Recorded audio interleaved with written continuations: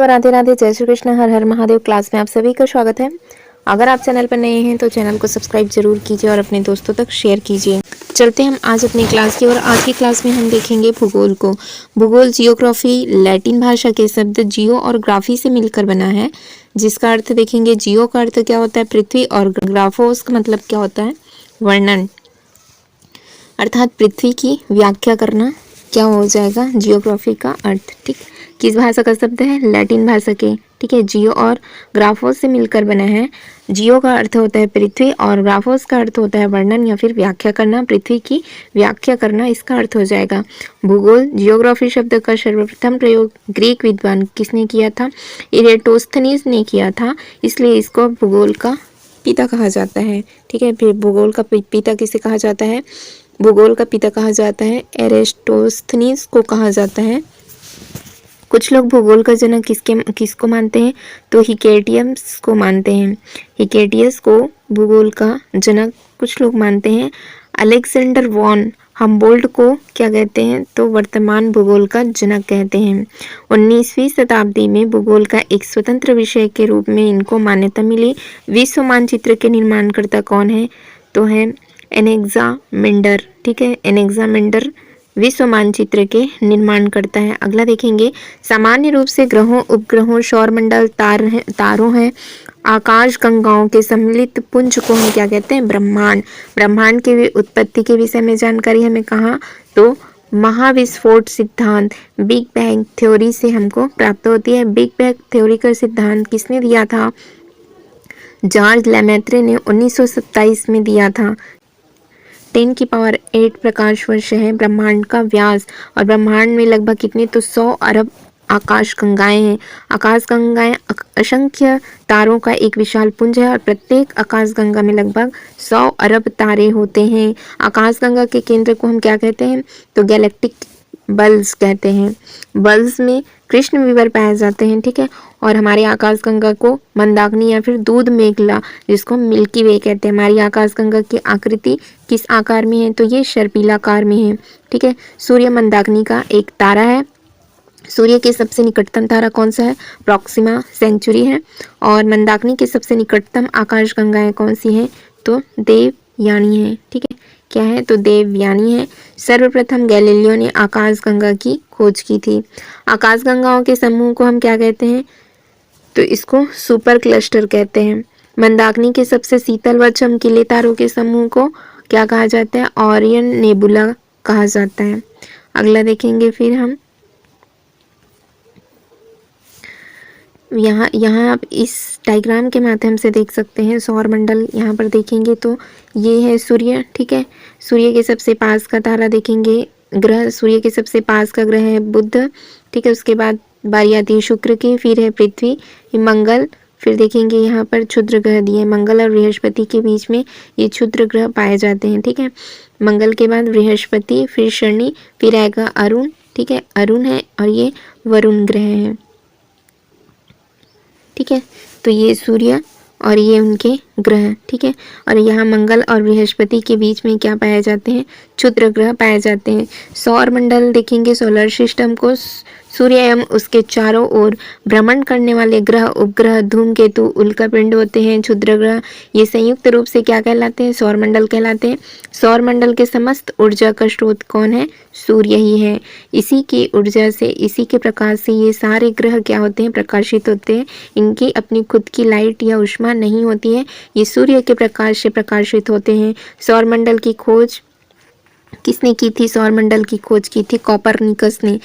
फिर नेक्स्ट देखेंगे सूर्य। सन हमारा क्या है? तो स्टार है। सूर्य हमारे सबसे निकटतम तारा है। यह सौरमंडल का क्या है? तो यही जन्मदाता है। सौरमंडल के द्रव्यमान को 99.999% द्रव्यमान सूर्य से ही निहित है। आंतरिक संरचना के आधार पर सूर्य को 3 भागों में हम विभाजित करते हैं। पहला क्रोड। ठीक है, यह सूर्य के मध्य वाला भाग है और इसके तापमान कितना होता है? तो 15 मिलियन डिग्री सेंटीग्रेड है। और इसी में हाइड्रोजन और हीलियम में क्या होता है? हाइड्रोजन और हीलियम में संलयन होता है। विकिरण मंडल देखेंगे तो कोर में हुए संलयन के फलस्वरूप कई प्रकार की किरणें निकलती हैं जिसको हम एक्स रे या फोटॉन के नाम से जानते हैं।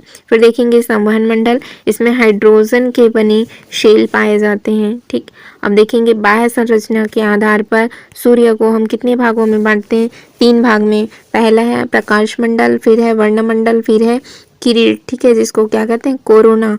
सबसे पहले देखेंगे फोटोस्फीयर को देखें तो सूर्य का वह भाग जो हमें आंखों से दिखाई देता है वो हमारा प्रकाश मंडल है, और बाहरी परत के आधार पर मध्य भाग क्या कहलाता है? वर्णमंडल। और सूर्य ग्रहण के समय दिखाई देने वाले भाग को किरीट या फिर कोरोना कहते हैं। सूर्य का व्यास देखेंगे, सूर्य का व्यास है 13,92,000 किलोमीटर है।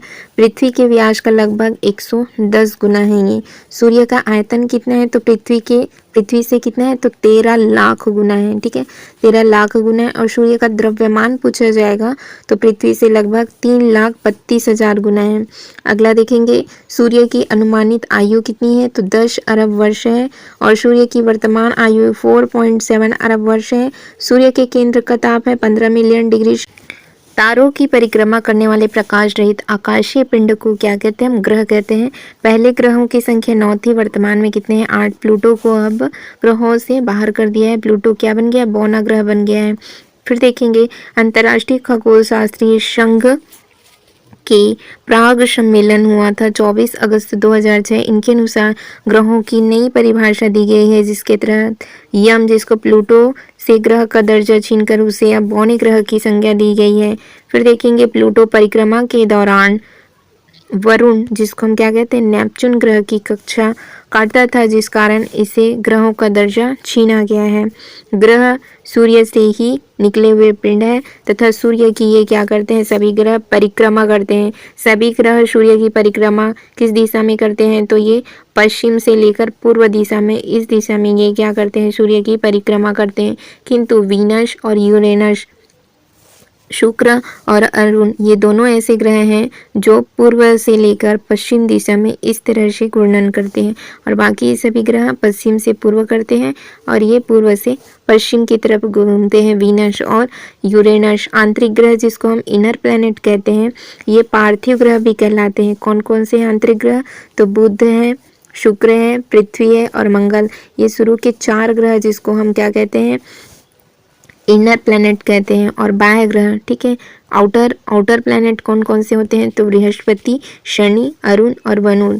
ठीक है, ये सभी गैसों से मिलकर बने होते हैं। ठीक है, सूर्य से दूरी और ग्रह के मामले में फिर देखेंगे ये ऐसे ग्रह हैं, ठीक है, जो ठोस अवस्था में होते हैं और ये गैसीय ग्रह होते हैं। ठीक है, बृहस्पति, शनि, अरुण और वरुण।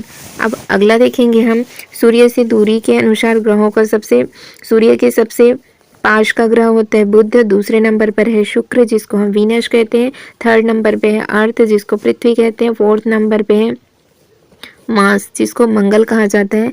फिर आएगा जुपिटर, जिसको बृहस्पति कहते हैं। सैटर्न, फिर शनि, फिर आएगा यूरेनस, फिर आएगा नेपच्यून। ठीक है, अरुण और वरुण। अगला देखेंगे आकार, जिसको हम साइज के मामले में अगर देखें तो साइज के मामले में सबसे पहले देखें तो सबसे बड़ा ग्रह कौन सा है? तो बृहस्पति है। दूसरे नंबर का शनि, तीसरे नंबर का अरुण, चौथे नंबर का वरुण है और 5वां सबसे बड़ा ग्रह है पृथ्वी। ठीक है, साइज के मामले में 5वें नंबर में आएगा और दूरी के मामले में तीसरे नंबर पे आता है पृथ्वी, ये पूछा जाता है। फिर शुक्र है, फिर मंगल है, फिर बुध सबसे छोटा ग्रह है। यही हम आरोही क्रम में देखें तो आरोही क्रम में सबसे छोटे को पहले लगाएंगे। बुध, मंगल, शुक्र, पृथ्वी, वरुण, अरुण, शनि और बृहस्पति सबसे बड़ा ग्रह है। फिर देखेंगे बुध ग्रह के बारे में देखेंगे। मरकरी, जिसको कहा जाता है, यह सूर्य के सबसे निकटतम ग्रह है। बुध सभी ग्रहों में सर्वाधिक तापांतर यानी कि सबसे ज़्यादा ताप होता है इसमें 600 डिग्री सेंटीग्रेड तथा दिन अति गर्म होता है 427 डिग्री सेल्सियस व रातें बर्फीली होती है -173 डिग्री सेल्सियस होती है। बुध कितने दिन में सूर्य की परिक्रमा करता है? 88 डेज में ये क्या कर लेता है? सूर्य की परिक्रमा कर लेता है। इसे अपने अक्ष पर घूमने में कितना समय लगता है? तो 58.63 का इसको समय लगता है। सर्वाधिक चुंबकीय क्षेत्र वाला ग्रह भी बुध को ही कहा जाता है, क्योंकि क्रोट ठोस लोहे का बना है। ठीक है, किससे बना है? ठोस लोहे का बना है। बुध पर वायुमंडल का अभाव पाया जाता है। बुध पर कोई भी वायुमंडल नहीं है। बुध ग्रह सूर्योदय के कुछ पूर्व दिखाई पड़ता है और सूर्यास्त से कुछ पहले ये अस्त होता है, इसलिए प्राचीन काल में विद्वान इसे दो ग्रह समझते थे। बुध ग्रह का कोई भी उपग्रह नहीं है। फिर देखेंगे वीनस को, जिसको हम शुक्र ग्रह कहते हैं। ये सर्वाधिक गर्म है और चमकीला ग्रह है। ठीक है, इसी को हम भोर का तारा, मॉर्निंग स्टार और इवनिंग स्टार, सांझ का तारा भी किसको कहते हैं? शुक्र ग्रह को कहते हैं। शुक्र ग्रह को प्यार एवं सुंदरता की देवी तथा पृथ्वी की इसको जुड़वा बहन कहा जाता है। इसका द्रव्यमान लगभग पृथ्वी के ही समान है, इसीलिए इसको पृथ्वी की जुड़वा बहन कहते हैं। शुक्र ग्रह के वायुमंडल में 90 से 95% कार्बन डाइऑक्साइड पाई जाती है, जिस कारण प्रेशर कुकर की दशा उत्पन्न हो जाती है। पृथ्वी के सबसे निकटतम स्थित ग्रह कौन सा है? वीनस ही है। वीनस ग्रह 224.7 दिन में सूर्य की परिक्रमा करता है और अपने अक्ष पर एक चक्कर लगाने में इसको 243 डेज लगते हैं। यह ग्रह सूर्य की परिक्रमा किस दिशा में करता है? तो ये पूर्व से पश्चिम की ओर घूमता है वीनस, जिस कारण यहाँ सूर्योदय पश्चिम से और सूर्यास्त पूर्व में होता है। बुध के समान इसकी भी कोई भी उपग्रह नहीं है। ठीक है, वीनस का अपना कोई भी उपग्रह नहीं है। थर्ड नंबर पर बारी आती है पृथ्वी की। जल की अधिकता के कारण इसको हम क्या कहते हैं? नीला ग्रह कहते हैं। पृथ्वी के लगभग 71% भाग पर जल है और 29% भाग पर स्थल है। फिर देखेंगे पृथ्वी 29% और जल कितने हैं? स्थल कितने? 29% पृथ्वी पर, जल है 71%। महाद्वीप और महासागर देखेंगे। ठीक है, महाद्वीप क्षेत्रफल के आधार पर, फिर देखेंगे जनसंख्या के आधार पर। इसको हम कल की क्लास में करेंगे। आज की क्लास हम यहीं तक के लिए रखते हैं। Thank you friends, thank you all.